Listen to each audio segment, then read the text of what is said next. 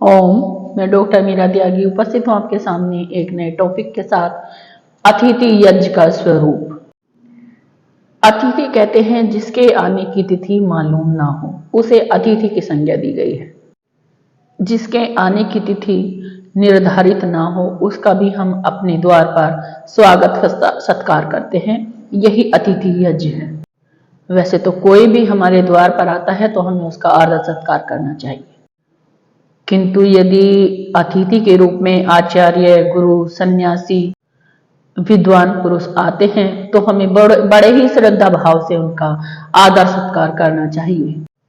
जो हमारे गुरु हैं वो भी अतिथि वर्ग की श्रेणी में आते हैं, जो सन्यासी वर्ग हैं वो भी अतिथि वर्ग की श्रेणी में आते हैं, जो हमारे विद्वान पुरुष हैं वो भी अतिथि यज्ञ की श्रेणी में आते हैं, जो आचार्य हैं वो भी अतिथि यज्ञ की श्रेणी में आते हैं। इस प्रकार से जो गुरु, सन्यासी, आचार्य, विद्वान पुरुष यदि हमारे द्वार पर आते हैं तो हमें बड़े ही श्रद्धा भाव से उनका आदर सत्कार करना चाहिए। वैसे तो कोई भी हमारे द्वार पर आता है हमें उसका बहुत ही श्रद्धा भाव से आदर सत्कार करना चाहिए। सभी हमारे लिए अतिथि है। जो हमारे द्वार पर आता है, जिसके आने की तिथि मालूम ना हो और वो हमारे द्वार पर आता है तो वो अतिथि ही कहलाएगा। ये जो 5वां यज्ञ है अतिथि यज्ञ, इसको निरज्य या मनुष्य यज्ञ भी कहते हैं, अर्थात मनुष्य की सेवा जिसके अंतर्गत आती है। हमारे प्राचीन समय में अतिथि सत्कार की बहुत ही महत्ता थी।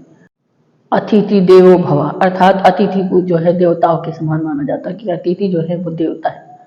उपनिषद काल में तो अतिथियों को चतुर्थ देवता माना गया है। मातृ देवो भव, पितृ देवो भव, आचार्य देवो भव, अतिथि देवो भव। अतिथि यज्ञ के मूल में समाज कल्याण की भावना निहित है।